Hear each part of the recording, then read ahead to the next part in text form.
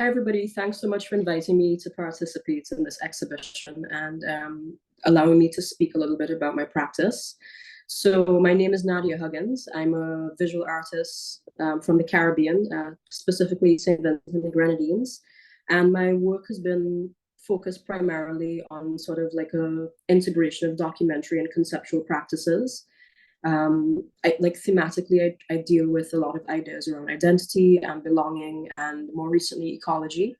And my work has been sort of, documenting both seascapes and landscapes, and just the sort of human interaction in these spaces.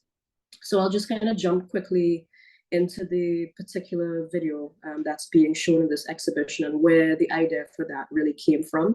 It actually started off with a series of images called Circle of Future, which I began photographing in 2014 when I got my first underwater camera. So it's really been the first series that I've been focused on and documenting with this underwater camera. And it really sort of came from this idea of trying to look at the Caribbean body in a more vulnerable way. I think traditionally the way that we have been documented in the Caribbean has been from a sort of an outsider perspective, and it focuses on almost sort of performative moments that exoticize the Caribbean body, particularly Black male bodies in the Caribbean.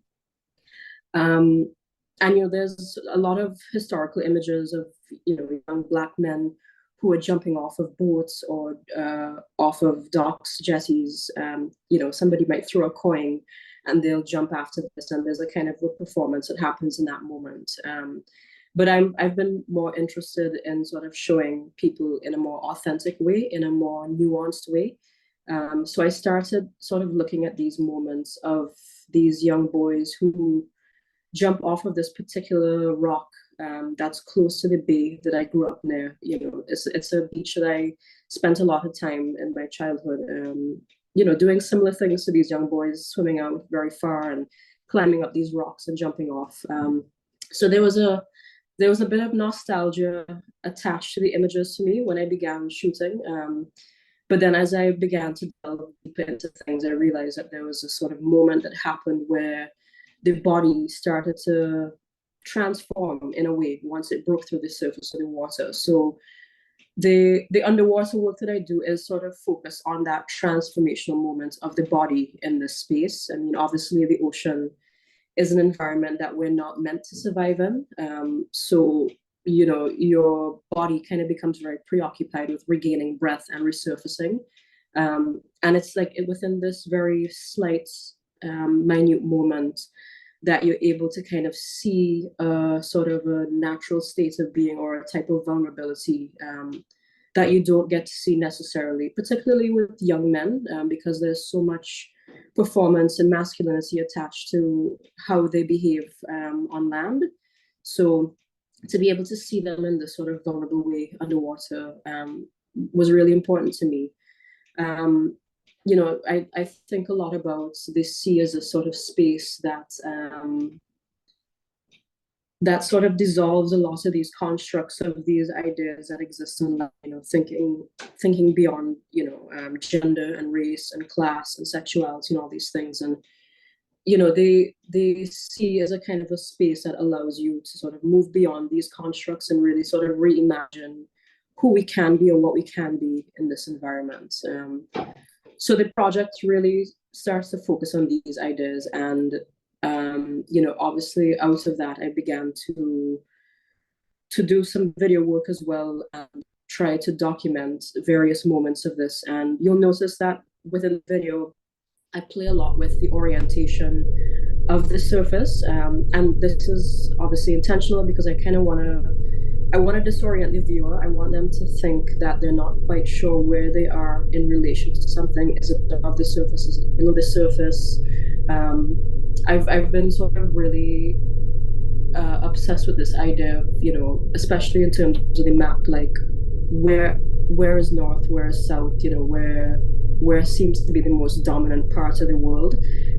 But playing with this surface, this horizon underwater, really just sort of like places a body in anywhere really. Like you can't really tell where something is. So this idea of like position within the globe, you can't really orient yourself, and that to me is really important in the work, because it is that sort of universal or that kind of unifying thing that can connect us, even though the bodies that are being shown in this space are obviously from a particular place and time. You can place yourself in the image and see yourself in this environment in a way. And it's also been really important for me to show specifically Black bodies in this environment. When we think of the way that the Caribbean has been historically documented, particularly in the sea, it's either been, through the lens of, tourism, where it's either scuba divers or just sort of scientific documentation of marine life, or, people sort of enjoying just basking on the shore, drinking cocktails, that type of thing. So, my work is really sort of focused on trying to place the Caribbean body into this narrative in a much more authentic way. And the video itself, it plays a little bit with this concept of time travel. Originally when I had started making this, I actually wanted to do like a time travel film, and I thought like, where would be an ideal sort of portal for these bodies to sort of move through, sort of transcend through. And again, like the horizon, that surface of the ocean really felt like a very intrinsic part of that story. So the images in the video sort of play a bit with this idea of moving forward and backward, like playing with the orientation of the horizon and all these different types of things. So again, like that to me, like I really want to be able to disorient viewers and like place them into an environment that can make them sort of stop and meditatively think about what's happening in the image, even though they might not necessarily see a similarity race-wise with the images. They can still connect to that feeling of being in that space. Whether it doesn't matter what our fear is of the ocean. I know everybody has different comfort levels in the sea. To me, it's a sort of way to sort of bring everybody comfortably into that space and to reimagine who we can be in that environment.